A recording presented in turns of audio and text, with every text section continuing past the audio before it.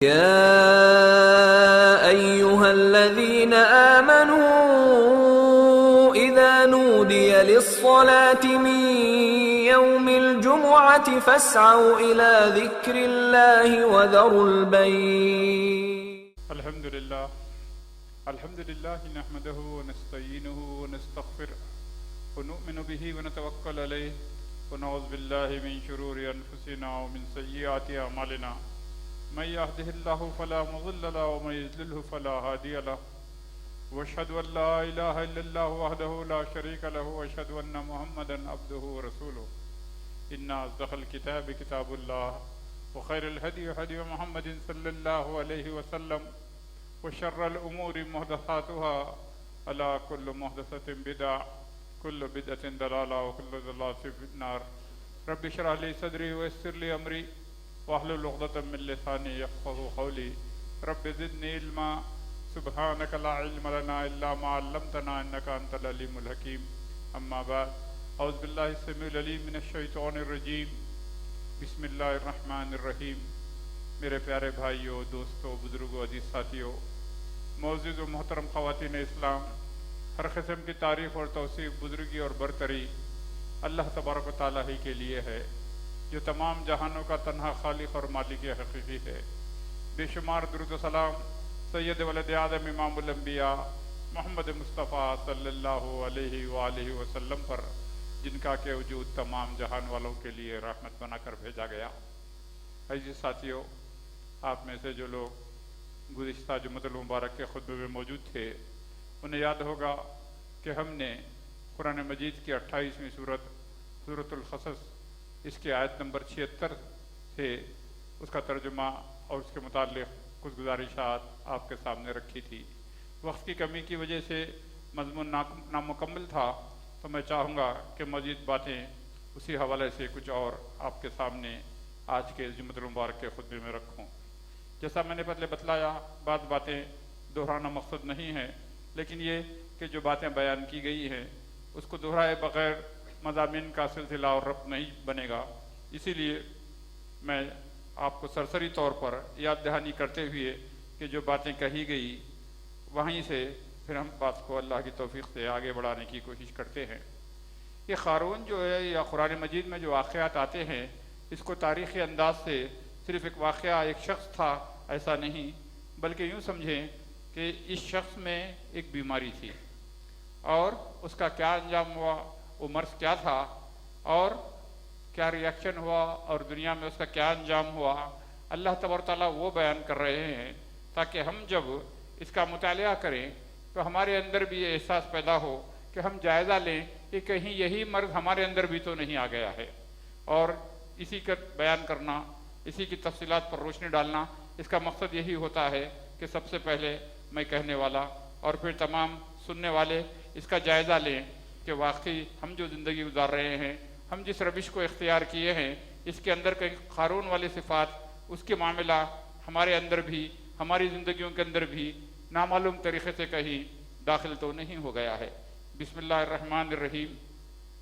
انا قارون کان من قوم موسیٰ فبغى علیہم وآتیناہ من الکنوز ما ان مفاتحہ لتنوء بالعصبۃ اولی القوہ اذ قال له قومہ لا تفرح ان اللہ لا يحب الفرحین. بے شک قارون قوم موسیٰ میں سے تھا، یعنی یہ بنی اسرائیل میں سے تھا. موسیٰ علیہ السلام بنی اسرائیل میں سے تھے، اور بعض روایتوں کے مطابق موسیٰ علیہ السلام سے اس کا کچھ رشتہ بھی لگتا ہے، کزن یا جو بھی رشتہ تھا وہ کچھ رشتہ بھی ہوتا ہے. اور بنی اسرائیل پر فرعون ظلم کر رہا تھا اور ان لوگوں کو سلیوز بنا کر، غلام بنا کر رکھا تھا. ان کی بڑی غربت تھی، ان سے بہت کام لیتا تھا، ان پر ہر قسم کا ظلم کرتا تھا. اب وقت کے ساتھ ساتھ اس کی آبادی بڑھتی چلی گئی اور اسے محسوس یہ ہونے لگا کہ شاید یہ لوگ بڑھ رہے ہیں، کہیں میرے خلاف ہی بغاوت نہ کر دیں. تو اس نے قارون کا انتخاب کیا کہ تم انہی میں سے ہو، یہ لوگ کیا کر رہے ہیں مجھے تم اطلاع دو، یعنی اس کے آج کے دور میں کہہ لیں کہ جاسوسی کرو. اور اس کے لیے، کیونکہ جب سلیوز تھے ان کے پاس پیسہ نہیں تھا، بہت غربت تھی، لیکن وہ اس کو نواز رہا تھا تاکہ وہ لا کر اپنی قوم کے ساتھ آ کر رپورٹ دے کے آگے کچھ ایسی صورتحال تو نہیں ہو رہی ہے. تو اس کی وجہ سے اس کے پاس دولت بہت زیادہ جمع ہو گئی تھی. کیونکہ ایک سوال پیدا ہوتا ہے کہ جب اللہ تعالیٰ کہہ رہا ہے کہ من قوم موسیٰ بنی اسرائیل میں، بنی اسرائیل تو بہت بچھڑی ہوئی حالت میں غربت میں تھی، پھر اس کے پاس اتنی دولت کہاں سے آ گئی؟ تو اس کے پاس جو خزانے تھے، جیسا میں نے بتلایا، ایک بہت بڑی طاقتور جماعت جو ہے اس کو، اس کے چابیوں کو یا اس کا جو بھی لوارڈز تھے، اس کے جو اس دور میں جو دروازے ہوتے تھے اس کو کھولنے بند کرنے سے بھی وہ بھی تھک جاتی تھی. اب اس کے بعد یہاں ایک قابل غور بات ہے کہ اس کی قوم نے جو ہارون سے کہا، اللہ تبارک و تعالیٰ کو وہ جملہ اتنا پسند آیا کہ اللہ نے اس کو قرآن مجید کا حصہ بنا دیا. اور وہ کیا تھا؟ اس قال لہ قومہ، اور جہاں اس کی قوم نے ہارون کو، اس کی حرکت کو، اس کی زندگی کو دیکھتے ہوئے کیا کہا؟ لا تفرح ان اللہ لا یحب الفرحین، تو زیادہ خوش مت ہو، اللہ تعالیٰ ایسے خوش ہونے والوں کو پسند نہیں کرتا. اس پر تھوڑی سی گفتگو ہو چکی، لیکن مزید کچھ اور باتیں اس بارے میں بتلاتا ہوں کہ خوشی کا معنی یہ نہیں کہ ہم مسکرا رہے ہیں یا ہنس رہے ہیں یا کسی محفل میں ہم خوش نظر آ رہے ہیں. یہ معنی نہیں ہے کہ ہم کہیں کہ بھئی تم خوش مت ہو، اللہ پسند نہیں کرتا. بلکہ زندگی کا مقصد، دیکھیے قارون کو اللہ نے خزانے دیے، اس کے بعد قوم کہہ رہی کہ تو ایسا خوش مت ہو. کیا معنی اس کا؟ اللہ تبارک و تعالیٰ آج آپ کو اور ہم کو جب دولت دیتا ہے تو ہم بھی کسی اور چیز کی فکر نہیں کرتے، دنیاوی خوشی کے پیچھے دوڑنے لگتے ہیں. اور خوشی صرف مال تک محدود نہیں ہے، اپنی مصروفیت، اپنی ہر چیز کے اندر یہ چیز ہمارے اندر خود بخود آیت آخرت کو فراموش کر دیتے ہیں. یہ کسی طرح کی ہو سکتی ہے، جس کو جو شوق ہے وہ اس میں اپنی دولت، اپنا وقت صرف کرنا شروع کرتا ہے. اور روٹی روزی کی فکر سے انسان بے فکر ہو گیا، مرد اور خصوصاً ہمیں عورتیں، مرد ساری ذمہ داری لے لیتا ہے، تو اس کے بعد پھر ان کی تفریح کیا ہے کہ اگر گھر میں ٹی وی ہے، ڈش ہے، جو بھی ہے، کیبل ہے، ایک سیریل کے بعد دوسرا، دوسرے کے بعد تیسرا، تیسرے کے بعد چوتھا. بچوں کو لیپ ٹاپ لے کے دیے ہیں یا کوئی اسمارٹ فون لے کے دیے ہیں، ایک ویڈیو گیم کے بعد دوسری، دوسری کے بعد تیسری تھی. لا تفرح، یہ زندگی اس طرح ضائع کرنے کے لیے نہیں ہے کہ ایک کے بعد دوسرا، دوسرے کے بعد تیسرا، تیسرے. بس زندگی کا مقصد ہی خوشی، اللہ تعالیٰ ایسے لوگوں کو پسند نہیں کرتا. یعنی زندگی کا مقصد صرف اس دنیاوی خوشی کے لیے، اور جو مال و متاع اللہ نے عطا کی ہے بس اس کے بعد ہماری مصروفیت یہی ہو جائے. اور اس کے بارے میں تھوڑی سی باتیں گزشتہ وقت کر چکا ہوں. تو یاد دہانی کے لیے کہ اللہ تعالیٰ پسند جن کو نہیں کرتا وہ یہ کہ ان کی زندگی کا مقصد کیا ہے؟ صرف خوشیوں کے پیچھے متواتر دوڑتے رہنا. تو اس کے بارے میں کہا جا رہا ہے کہ لا تفرح، تم خوش مت ہو جاؤ، اللہ تعالیٰ خوش ہونے والوں کو پسند نہیں کرتا.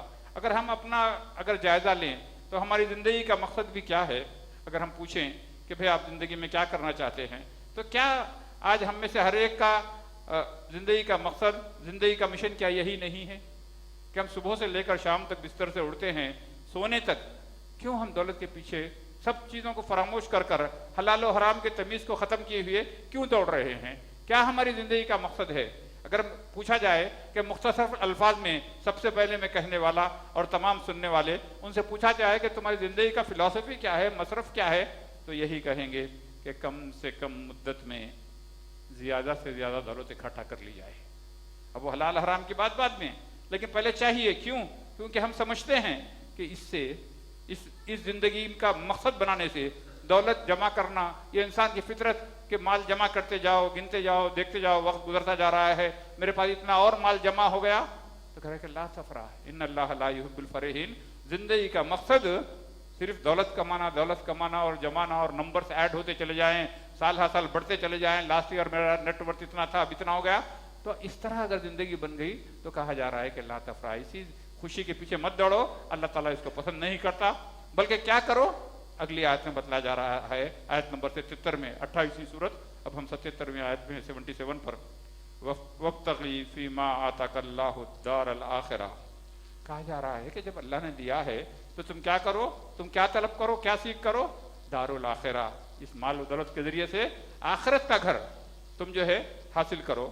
وَلَا تَنْسَ نَصِيبَكَ مِنَ الدُّنْيَا، اور آخرت کی طلب کرتے ہوئے اس دنیاوی زندگی کے اندر خوشیوں کے پیچھے دوڑنے کے بجائے آخرت کی طلب کرتے ہوئے دنیا کے اندر جو اپنا نصیب ہے اس کو ترک مت کرو، اس کو مت بھولو، اس کو فراموش مت کرو.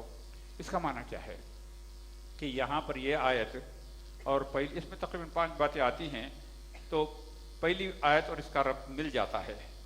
پہلے کہا جا رہا ہے کہ تم خوش مت ہو جاؤ، اوور جو ہے مت ہو جاؤ، کیونکہ اللہ تعالیٰ اس کو پسند نہیں کرتا. اور یہاں کہا جا رہا ہے، اس کو بیلنس کیا جا رہا ہے کہ آخرت کا گھر طلب کرو، اور وہ طلب کرتے ہوئے دنیا کو ترک مت کرو، دنیا میں جو اپنا نصیبہ ہے اس کو ترک مت کرو۔ یعنی اسلام ایک فطرت کا دین ہے، فطرت ہے۔ یہاں پر اللہ نے جس فطرت پہ بنایا ہے کہ بعض لوگوں نے دین اور آخرت کا معنی یہ نکال لیا مفہوم کہ اس کے لیے دنیا چھوڑنا ضروری ہے، دنیا ترک کرے بغیر تو اللہ تبارک و تعالیٰ یہ پسند نہیں کرتا کہ تم ہمیشہ غمگین رہو، مغموم رہو، سیڈ رہو، چہرہ اترا ہوا رہے، غصے سے رہو، نہیں، بلکہ کہا کہ یہ دنیا ہے، یہ دنیا کے جو پلیجرز ہیں، یہ دنیا کی جو نعمتیں ہیں، یہ دنیا کی جو لذتیں آپ نے بنائی ہیں، دنیا میں جو کچھ ہے زمین و آسمان کے نیچے، تمام کی تمام چیزیں اللہ نے انسانوں کے لیے بنائی ہیں، انسانوں کے فائدے کے لیے بنائی ہیں، الا یہ کہ شریعت نے جب تھوڑی سی چیزیں منع کر دی ہیں، حرام کر دیا گیا، اس سے بچو، باقی ساری چیزیں تمہارے لیے ہیں اور تمہارا شیئر ہے۔ کیوں؟ اگر تم دنیا ترک کر دو، تم ایک تصویر لے کر جا کر پہاڑ پہ اللہ اللہ کرتے بیٹھ جاؤ، تو پھر تمہیں قرآن کے مضامین کا کوئی مفہوم ہی نہیں ہوگا۔ اور اللہ تعالیٰ آخرت ہم طلب کریں گے، اللہ تعالیٰ قرآن مجید میں آخرت کا ذکر کر رہا ہے، جنت کا ذکر کر رہا ہے، نہروں کا ذکر کر رہا ہے، محلوں کا ذکر کر رہا ہے، درختوں کا ذکر کر رہا ہے۔ تم یہ ساری دنیا کی چیزیں چھوڑ دو گے، پھر کہے یہ کیا چیز ہوتی جنت، مجھے نہیں پتا۔ تو دنیا کے اندر رہتے ہوئے اللہ نے اس کو سمبلائز کیا، جیسے کمپیوٹر میں طرف پریویو کہ آخرت میں چیزیں ہوگی۔ اللہ نے کبھی درختوں کا ذکر کیا، کبھی لحم طیرین، کبھی پرندوں کے گوشت کا ذکر کیا، کبھی وہاں پہ نعمتوں کا ذکر کیا، حور و غلمان کا ذکر، یہ ساری چیزیں دنیا کے اندر نظر آتی۔ تو انسان جب دیکھتا ہے تو اندازہ ہوتا کہ اس سے بہتر وہاں پر آخرت میں ہوگا۔ تو دنیا کو ترک مت کرو، تبھی تو یہ بات سمجھ میں آئے گی، اور دنیا کے ساتھ ایک بیلنس کرتے رہو۔ ساری زندگی اس کے پیچھے وقف نہیں، تمہارا حصول کیا ہے؟ جیسا میں نے گزشتہ جمعہ میں بتلایا تھا کہ یہ دنیا میں جو کچھ تمہیں دیا گیا ہے اس کے ذریعے سے آخرت کو بناؤ۔ اس کا معنی یہ کہ دنیا اور دنیا کی تمام نعمتیں وہ شریعت کے دائرے کے اندر رہ کر آپ حاصل کر رہے ہیں، حلال و حرام کی تمیز کو برقرار رکھ رہے ہیں، ہر کام اللہ کی رضا کے لیے کر رہے ہیں۔ جو کچھ تم دنیا میں کر رہے ہو تو اسے تمہاری آخرت خود بخود بن رہی ہے۔ اگر وہ حلال و حرام کی تمیز ختم ہو گئی، صرف دنیا اور دولت اکٹھا کرنے کے لیے رہ گئے، پھر تم آخرت برباد کر رہے ہو۔ تو دنیا کے اندر گزارتے ہوئے، دنیا میں شریعت کی پابندی کرتے ہوئے ایک شخص نکاح کر رہا ہے، وہ اللہ کے رسول کی سنت پر عمل کر رہا ہے، وہ بیوی کے ساتھ وقت گزار رہا ہے، نامہ اعمال میں نیکیاں لکھی جا رہی ہیں، اور وہی چیز اس ازواجی زندگی رشتے کے باہر کرے گا، بدکاری کی وجہ سے گناہ کبیرہ کا مرتکب ہو جائے گا اور گناہ لکھے جائیں گے۔ تو جب شریعت کا پاس رکھتے ہوئے یہ بیوی، یہ بچوں کی پرورش، یہ بیویوں پر، بچوں پر اپنا حلال مال کا خرچ کرنا، نیکی کے کام کرنا، خیر کے کام کرنا، یتیم خانے چلانا، بیوہ مسکین محتاجوں کی خرچ کرنا، یہ جو کچھ اللہ نے دولت دی ہے سب پر تم خرچ کر رہے ہو، تو خود بخود تمہاری آخرت بنتی چلی جا رہی ہے۔ ان سب کو فراموش کر کر دنیا اور دنیاوی لذتوں کے پیچھے پڑے ہو اور یہ کر رہے ہو تو تم اپنی آخرت برباد کر رہے ہو۔ تو دونوں کے اندر ایک توازن بتلایا جا رہا ہے کہ تم کیا کرو جب دولت آئی ہے تو اس کو اپنی خوشیوں پر، جیسا میں نے گزشتہ مثالیں ذکر بتلائی تھی، اس میں اسراف اور فضول خرچی، اسراف و تبذیر کرتے ہوئے کہ ان المبذرین کانوا یکمنون الشیاطین، یہ شیطان کے بھائی ہیں، یہ کام کرنے کے بجائے یہ جو دولت اللہ دیا ہے تم کیا کرو، اس سے تم آخرت کا دار، آخرت کا گھر طلب کرو۔ اور کرتے ہوئے آخرت کا معنی یہ نہیں کہ اگلی اسی آیت کے اندر آگے بتلایا جا رہا ہے کہ یہ کرتے ہوئے دنیا میں جو اپنا حصہ ہے اس کو بھی ترک مت کرو، اس کو مت بھولو، اس کو فراموش مت کرو۔ اور کیسے کرو؟ وہ احسن کما احسن اللہ الیک۔ اب تمہارا رویہ کیا ہونا چاہیے کہ یہ کرتے ہوئے کہ اللہ تبارک و تعالیٰ نے تمہیں جو نعمتیں عطا کی ہیں، ذرا اس بات کو وضاحت کے ساتھ سمجھیں کہ میں اپنا تجربہ بتلاتا ہوں۔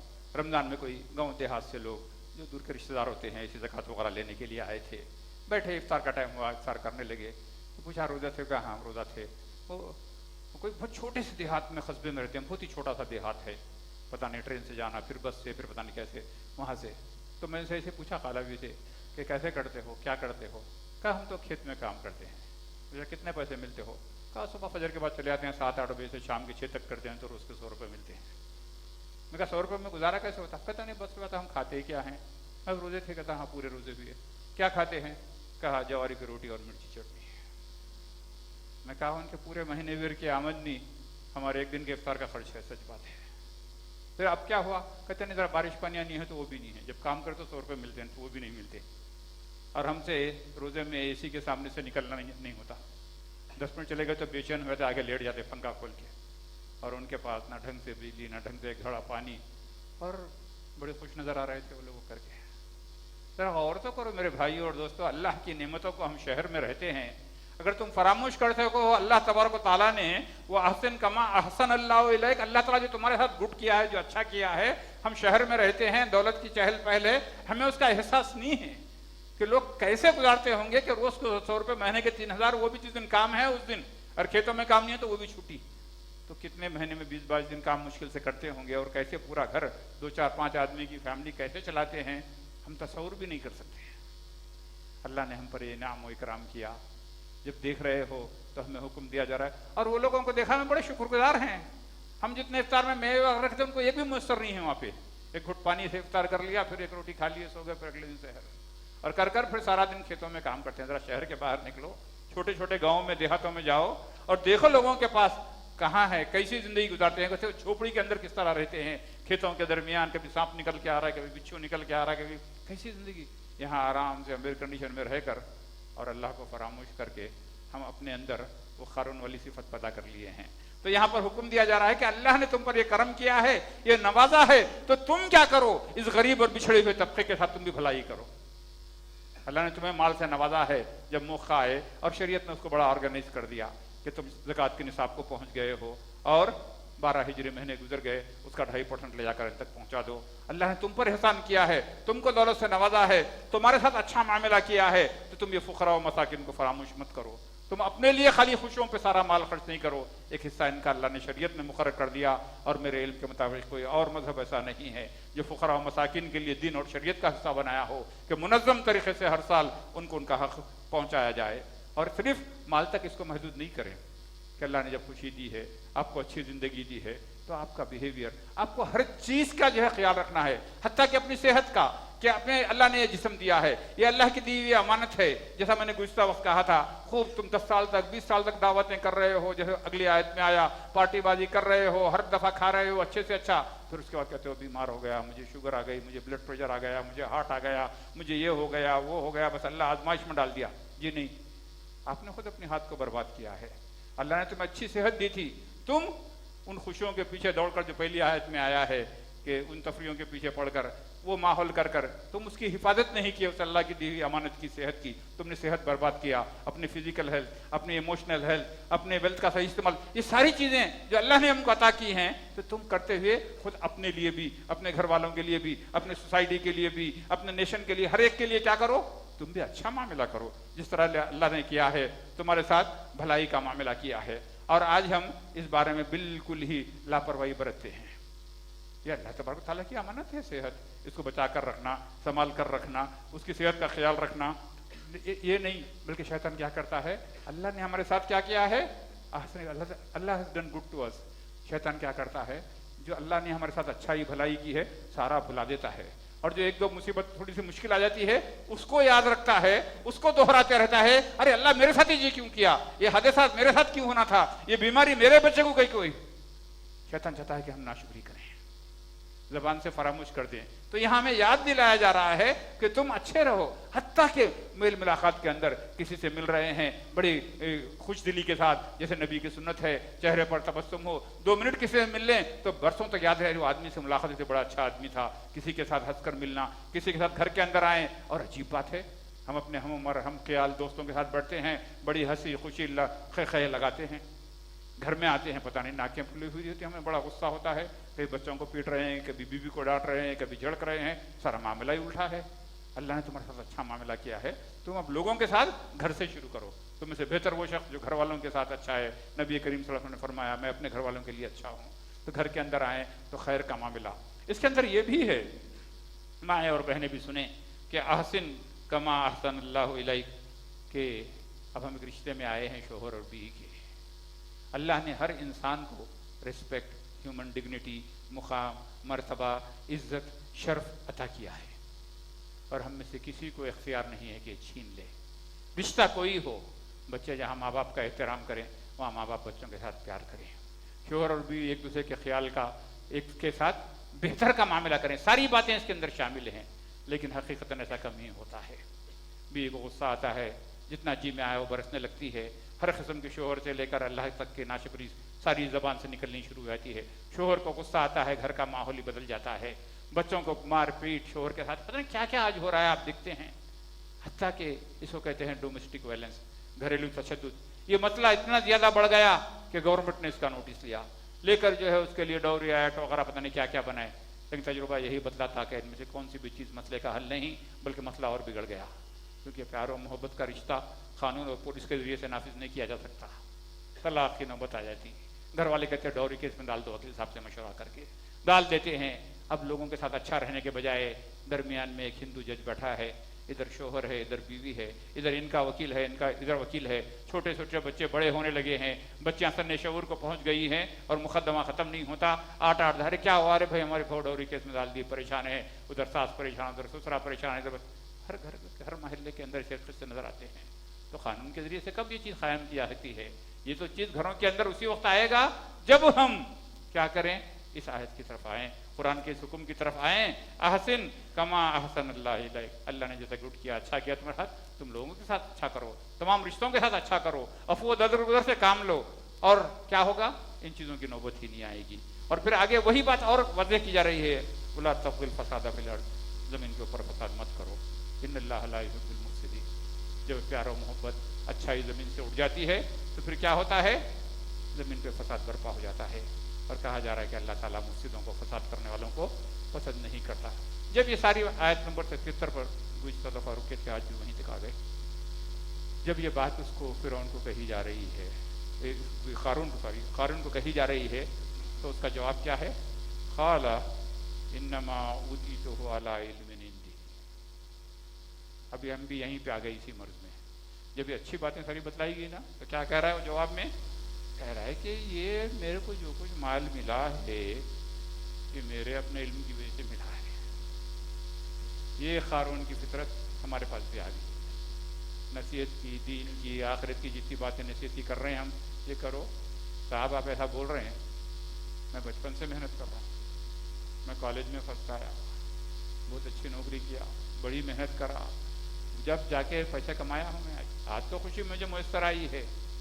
क्या कर रहे हैं, अपने आप को क्रेडिट दे रहे हैं, अपनी डिग्री को, अपने गोल्ड मेडलिस्ट होने को, अपने नौकरी को। अरे भाई तिजारत आसान है, मैं तो मामूली शुरू करा था, बहुत दिन रात मेहनत करके मैं यहाँ तक पहुँचा हूँ। यानी माना क्या, ये भी क़ारून वाली की सिफत है, जो नेमतें एक बात क्यों भूल जाते हैं कि मैं जो डिग्री रखता हूँ, जो यूनिवर्सिटी की डिग्री, जो मेहनत करके कमाया हूँ, दुनिया में हज़ारों नहीं लाखों लोग हैं जो मुझसे ज़्यादा डिग्री रखते हैं और मेरा 10वां हिस्सा भी उन्हें मुयस्सर नहीं। ये क्यों भूल जाते हो कि इल्म हिंदी जो है ना, मेरी नॉलेज और मेरा इल्म और मेरी डिग्री और मेरी कोशिश और मेरी मेहनत, ये जो है इंसान अल्लाह को इक्वेशन से निकाल दे।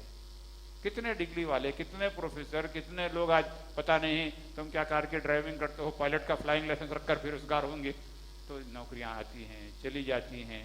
ये सब अल्लाह का मामला है, उसका निज़ाम तक़सीम है। अल्हम्दुलिल्लाह अला कुल्ली हाल, अल्लाह जिस हाल में रखे उसका शुक्र है। ये मत कहो कि जी मैं बहुत मेहनत किया, ये मेरे इल्म की वजह से, मेरी मेहनत की वजह से, ये बाटो बाटो में ताना मारते, घर जो है मेरी वजह से है, मैं किया, मैं गया था डेजर्ट में दुबई को, मैं जाके जो दिन रात मेहनत करा, मैं जाके वहाँ की धूप छाँव बर्दाश्त किया, जब जाके 4 पैसे कमाया, तुम क्या बोल रहे? नहीं नहीं नहीं, ये सब कुछ भी नहीं है, ये सब अल्लाह का फजल है। जो कुछ दिया है अल्लाह ने असबाब बनाया, अल्लाह ने तौफीक दी, अल्लाह ने ताकत दी जब जाके कर सके। वरना तुमसे ज़्यादा काबिल, तुमसे ज़्यादा मेहनती बहुत बैठे हुए हैं जिनको 2 टाइम का खाना भी मुयस्सर नहीं है। तो ये भी एक बीमारी है जो क़ारून में थी, जो अल्लाह ने कुरान में बयान किया। तो उसका जवाब, तो अल्लाह ताला अब ये सारे औसाफ आयत नंबर 76, 77, 78 शुरू हो रही है, ये कर कर अल्लाह ताला क्या कह रहा है, अच्छा तुम ये बात कर रहे हो कि मैं अपनी मेहनत से, अपनी कोशिश से, अपनी जो है जद्दोजहद से, अपने इल्म से, अपनी ज़हानत से ये सब हासिल किया हूँ। अवलम यअलम अन्नल्लाह क़द अहलक मिन क़ब्लिही मिनल क़ुरून मन हुवा अशद्दु मिन्हु क़ुव्वतन व अक्सर जमा। अल्लाह कहा क्या तुम नहीं जानते कि तहक़ीक़ हमने इससे पहले कितनी कौमों को हलाक कर दिया। अल्लाह ताला क्या कह रहा है, अब यहाँ एक चीज़ काबिल गौर है, क़ारून एक इंसान है ना, एक शख्स है, और अल्लाह उसको किससे क्या कंपेयर कर रहा है, नेशन से। अल्लाह ताला कह रहा है हम इससे पहले कौन लोग थे, हुआ अशद्दु मिन्हु क़ुव्वतन, जो क़ारून से ज़्यादा ताकत में और ज़्यादा से बढ़ के थे, वो अक्सर जमा और इससे ज़्यादा माल जमा करे थे, कलेक्टिवली نیشنز تھے، اور اللہ تعالیٰ اس کو تقابل کر رہے ہیں اس آیت میں ایک شخص کو کہ تم یہ سب بول رہے میں کرا. اللہ تعالیٰ کہہ رہا ہے کہ ہم نے اس سے پہلے کتنی قوموں کو ہلاک کر دیا جو تم سے زیادہ طاقتور تھے اور تم سے زیادہ جمع کر رکھے تھے. وَلَا يُصَلُّ عَنْ ذُنُوبِ الْمُجْرِمِينَ، اور مجرمان پر جب اللہ کا عذاب آ جائے تو اللہ ان سے سوال نہیں کرتا. تو یہاں پر یہ بات غور کرنا ہے، اگر ہم نے اسی بیماری کو، اسی روش کو اختیار کیا جو قارون نے اختیار کیا، تو پھر ہم دور نہیں ہیں بربادی سے. گزشتہ جمعۃ المبارک کا خطبہ اور آج کا دونوں کو جمع کر لیں مضمون کو، تو یہ اوصاف، یہ بیماری، یہ انفیکشن اگر ہم میں آ جائے تو اللہ کہتا ہے ذرا سبق حاصل کرو. نہیں جانتے کیا؟ اس سے پہلے جو یہ روش اختیار کیے، کیا تھی وہ؟ اپنی خوشیوں کے پیچھے دوڑنا، آخرت کو فراموش کر دینا، منمانی کرنا، لوگوں کی ہیومن ریسپیکٹ، ڈگنیٹی چھین لینا، لوگوں پہ ظلم کرنا. انشاءاللہ پھر آیا تو خالی اس ایک حصے پر، ڈومیسٹک وائلنس پر پورا خطبہ کر لیتے ہیں، اس لیے صرف تعارف ہی ہے. اب یہ سب کہے تو آیت نمبر 79 میں 79 میں کہا جا رہا ہے فَخَرَجَ عَلَىٰ قَوْمِهِ فِي زِنَتِهِ. اب وہ اپنی پس قوم کی طرف نکلا اپنی زیب و زینت کو اختیار کر کے. یعنی جب اللہ دولت دیا ہے، یہ پوری باتیں فراموش کر کے لوگوں میں شو آف کے پیچھے پڑ گئے، اپنی دولت کا کرنا. اور اس میں سے ہم میں سے بہت سے لوگ اس میں مبتلا ہیں کہ جو کریں گے کام نمبر 1 ہونا، ہر چیز جو ہے. یہ تو قانون کیا تھا لوگوں میں جا کر دکھلاوا کرنے کے لیے. تو جب لوگوں نے دیکھا کہ یہ قارون جو ہے اپنے ٹھاٹ باٹ کے ساتھ باہر نکلا ہے لوگوں کو امپریس کرنے کے لیے اپنے دولت کے زور پر، تو ایک طبقے نے کہا کیا نصیب والا آدمی ہے. آج ایسی ہوتا، جیسے ہم نے مثال دی تھی گزشتہ وقت پہ، بڑی زوردار شادی کرے، بڑا ہی ڈیکوریشن اور بڑے ہی اچھے، کہ کیا نصیب والا ہے، کیا زبردست کام کرا. ایسا رہنا تھا اپنے پاس بھی دولت. لوگوں نے یہ کہا. اللہ تعالیٰ کی آیت میں کہہ رہا ہے کہ ہم نے کیا کیا کہ زمین کے اندر اس کو اور اس کے گھر کو، دونوں کو زندہ دفن کر دیا. عذاب آیا اللہ کا دنیا کے اندر ایسی حرکتیں کرتے رہے تو ہمیں بتلایا جا رہا ہے کہ اسے توبہ کرو، اس روش سے. اور وہ لوگ جو کل تک یہ کہہ رہے تھے کیا لکیت نہیں ہے، کیا نصیب والا ہے، تھوڑی سی عرصے میں کیا پیسے کمایا ہے، کیا ٹھاٹ کی زندگی، کیا گھر، کیا اس کی تقریب، کیا اس کے پارٹیز، کیا اس کا نصیبہ. اب وہ لوگ جب دیکھے بولے اچھا ہی ہوا اپنے پاس دولت نہیں ہے نہ یہ ہم کام کرتے. دوسرے دن اسٹیٹمنٹ بدل گیا ان کا. جو لوگ یہ کہہ رہے تھے کہ بڑا اچھا ہے، بڑا خوش نصیب ہے، اب کہہ رہے ہیں کہ اپن تو بچ گئے، نہ وہ دولت ہے نہ اپن وہ حرکتیں کرے. تو میرے دوستوں توبہ کرنا چاہیے، اللہ کی دی ہوئی نعمتوں پر اس کا شکر ادا کرنا چاہیے، اس سے زمین میں خیر کو پھیلانا چاہیے، زمین میں فساد نہیں کرنا چاہیے. یہ ساری ان باتوں کا خلاصہ ہے. پھر ایک ہی آیت پر مجھے آج بھی وقت ختم ہو گیا، رک جانا پڑا. بہرحال پھر کبھی اور مزید گفتگو اس پر یا کسی اور عنوان پر کر لیتے ہیں. میں اپنے اس دعا کے ساتھ اپنی بات کو ختم کرتا ہوں کہ جو کچھ سچی بات میں نے کہی اس پر اللہ تبارک و تعالیٰ مجھ کہنے والے کو اور تمام سننے والوں کو عمل کی توفیق عطا فرمائے. اللہم ارنا الحق حقا وارزقنا اتباعہ، اللہم ارنا الباطل باطلا وارزقنا اجتنابہ. اے مولا کریم جو حق بات ہے ہم سب پر واضح فرما، اس پر چلنا ہمارے لیے آسان فرما. اے مولا کریم جو باطل بات ہے ہم پر واضح فرما، اس سے بچنا ہمارے لیے آسان فرما. اے مولا کریم اس مسجد کو بنانے والے، اے اللہ اس میں تعاون کرنے والے، اس کو آباد کرنے والے، اس کے انتظامات کرنے والے تمام کو دنیا و آخرت میں بہترین جزائے عنایت فرما. اللہ جتنے ساتھی دعا کر رہے ہیں یا دعا کے لیے کہیں تمام کی دعاؤں کو قبول فرما. جو پریشان حال ہیں ان کی پریشانیوں کو دور فرما. جو بیمار ہیں انہیں صحت عاجلہ شفاء کاملہ عطا فرما. طالب علموں کو امتحان میں کامیابی عطا فرما. جو بے روزگار ہیں انہیں حلال رزق عطا فرما. اے مولا کریم جو نعمتیں آپ نے عطا کی ہیں، اے اللہ زوال نعمت سے ہم سب کو محفوظ رکھ. اے اللہ ہم پر، ہمارے بچوں پر، بچوں کے بچوں پر کبھی ایسا وقت نہ لا کہ وہ دنیا والوں کے آگے ہاتھ پھیلائیں. دنیا والوں سے مستغنی فرما، دنیا والوں سے بے نیاز فرما، اپنے در کا سوالی بنا، اپنے در کا بھکاری بنا. اے مولا کریم پریشانیوں کو دور فرما. اے اللہ ہم تمام حاضرین مجلس کو بھی، بچوں کو، بہن بھائیوں کو، تمام کو حادثائی اموات سے محفوظ رکھ. اے اللہ اسی موت سے محفوظ رکھ جس میں توبہ کی توفیق بھی نہ ملے. اے اللہ مرنے سے پہلے توبہ کی توفیق عطا فرما. اے اللہ ہماری توبہ کو قبول فرما. اے اللہ ہم پر رحم فرما، ہماری بیوی بچوں پر رحم فرما. اے مولا کریم ہماری بہنوں پر رحم فرما، ان کے شوہروں پر رحم فرما، ان کے بچوں پر رحم فرما. اے مولا کریم ہمارے بھائیوں پر رحم فرما، ان کی بیویوں پر رحم فرما، ان کے بچوں پر رحم فرما، اے اللہ ہمارے بوڑھے ماں باپ پر رحم فرما، اے اللہ ان کی بیماریوں کو صحت سے بدل دے، اے اللہ ہمارے فوت شدگان کی مغفرت فرما، ان کی خبروں کو جنت کا باغیچہ بنا، ان کے درجات کو بلند فرما، انہیں جنت الفردوس عطا فرما، اے اللہ روئے زمین کے تمام مظلوم مسلمانوں کی مدد فرما، جہاں جہاں ہمارے کلمہ گو بھائی بہنیں پریشان اللہ ان کی پریشانیوں کو دور فرما، اے اللہ اپنا فضل و کرم شامل حال فرما، اے اللہ ہم تمام کو عزت و چین والی، راحت و اطمینان والی، سکون والی زندگی عطا فرما، اے اللہ جب تک رکھے ہم تمام کو اسلام پر رکھ، عزت سے رکھ، ہم سب کا خاتمہ ایمان پر فرما۔ سبحان ربک رب العزت عما یصفون وسلام علی المرسلین والحمد للہ رب العالمین۔